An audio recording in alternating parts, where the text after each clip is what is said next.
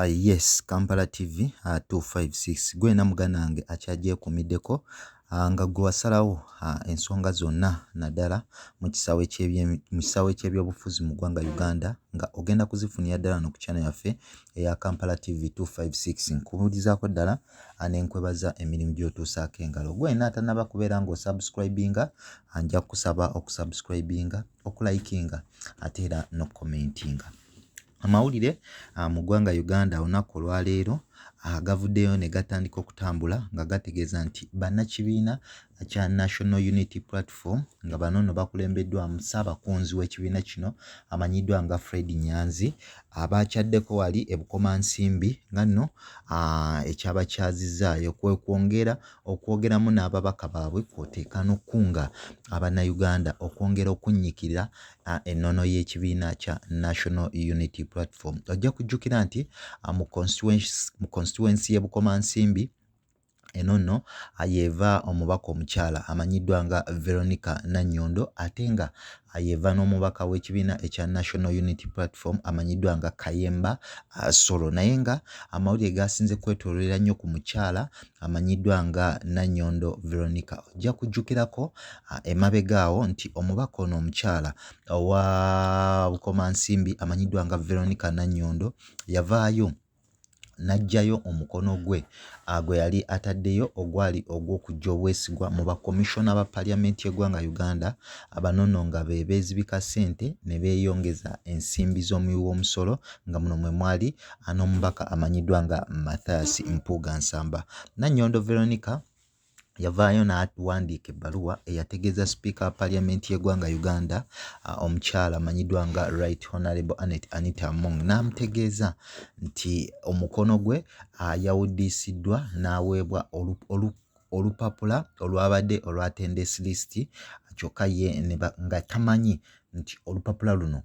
lwabadde lwakujja mukono mu bakomishona ba paliamenti y'eggwanga Uganda era n'asaba sipiika omukono gwe gubeere nga guggyibwayo. Ojja kujjukira nti akulira oludda oluwabula gavumenti amanyiddwa nga Joel Ssenyonyi yavaayo n'akuba olukuŋŋaana lw'abamawulire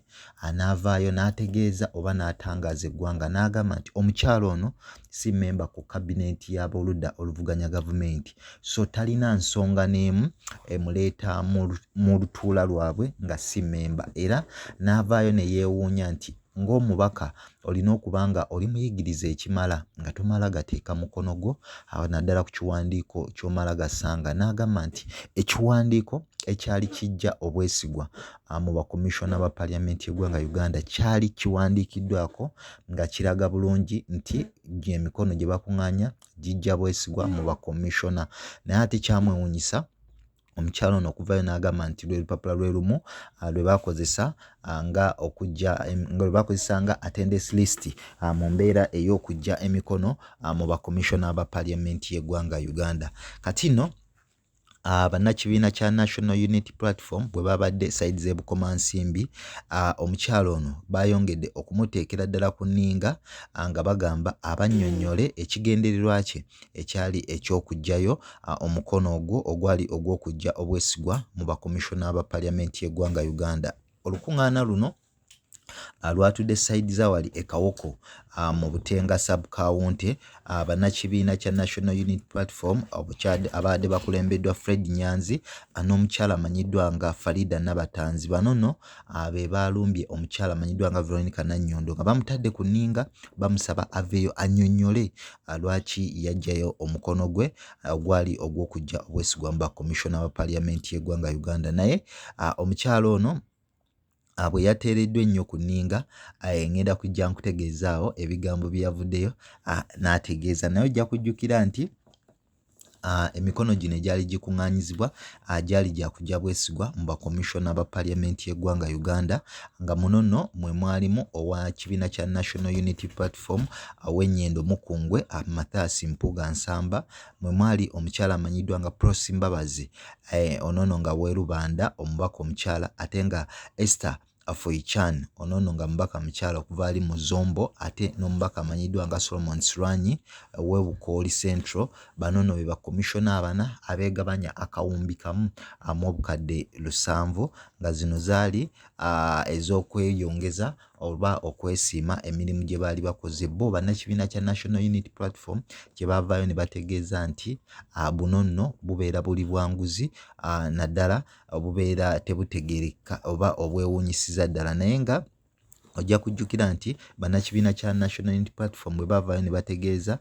Mathias Mpuuga okuzzaayo ensimbi zino n'okulekulira, yavaayo n'ategeeza nga kino bwe yali tagenda kubeera nga akikola. Kino nno kyatanula omubaka amanyiddwa nga Theodore Ssekikubo kw'oteeka n'omubaka amanyiddwa nga Joseph Ssewungu era munnakibiina kya National Unity Platform okuvaayo bakuŋŋaanye emikono okuteekateeka ekiteeso ekijja obwesigwa mu bakomishona bano. Kati nno wano we baatandikira okuŋŋaanya emikono gino, naye omubaka omukyalo wa Bukomansimbi amanyiddwa nga Veronica Nannyondo wano we yaviirayo n'ateeka omukono ku kiwandiiko kino, ate waayita ennaku mbale n'avaayo n'awandiikira sipiika wa Paliamenti y'eggwanga Uganda ebbaluwa ng'amutegeeza nga bwe yali awuddiisiddwa nga we nakutegeezaako mu maaso awo. Kino nno ekyewuunyisa bangi nnyo aba National Unity Platform era nga olukuŋŋaana lwe baasazeewo okukuba naddala sayidi zawali e Bukomansimbi bavuddeyo n'ateebwa ddala ku nninga nga beebuuza nsonga ki eyamuleetedde okuggyayo aba eyamuleetera okuggyayo omukono nga bwe yali agutaddeyo naddala nga ajja obwesigwa mu Mathias Mpuuga. Naye ojja kujjukira nti amawulire agamu agavaayo ne gategeezaako awo nti ng'omubaka ono bw'alina enkolagana ey'amaanyi kyokka nga n'ekibiina kyabajjukiza nti wadde nga olina enkolagana ey'amaanyi ennyo tolina kuva ku nnono y'ekibiina singa kibeera kirina kye kisazeewo naddala oba stand kwe kibeera kiyimiridde. Naye omubaka ono Veronica Nannyondo ye yavuddeyo n'ategeeza nti ensonga zino agenda kufuba nnyo okulaba nga ayogerezeganya wakati we n'omukulembeze w'ekibiina kya National Unity Platform amanyiddwa nga Robert Kyagulanyi Ssentamu okulaba nga ensonga zonna ezaasoba avaayo kubanga azitereeza era nga asuubiza n'okutambulira wamu n'ekibiina naddala mu kaweefube gwe baliko ow'okuggyako Pulezidenti Yoweri Kaguta Museveni. Era avuddeyo n'asuubiza bannakibiina sayidi z'e Bukomansimbi nti akyali wamu nabo, akyatambulira ku nnono y'ekibiina era nga zino zonna ensonga ezaagwawo mukakafu nti agenda kubeera nga azisolovinga n'obukulembeze bwonna wa National Unity Platform naddala omukulembeze Robert Kyagulanyi Ssentamu. Newankubadde nga amawulire agavaayo munda gavaayo ne gategeeza nti pulezidenti w'ekibiina kino Robert Kyagulanyi Ssentamu si musanyufu naddala eri omubaka ono n'ababaka abalala naddala abo abatanateeka mukono ku kiwandiiko ekijja obwesigwa mu komishona wa Paliamenti y'eggwanga Uganda Mathias Mpuuga. Newankubadde nga akulira oludda oluvuganya gavumenti Joel Ssenyonyi yavaayo n'ategeeza nti bonna ababaka naddala ab'ekibiina ekya National Unity Platform n'abo abali ku ludda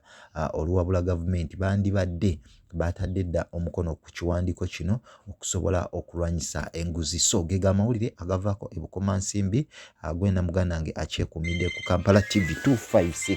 Nja kwebaza era nja kusaba okusubscribinga n'okulayikinga. Kankwagalize olunaku olulungi. Gwenda Mugandange siba bulungi weeraba.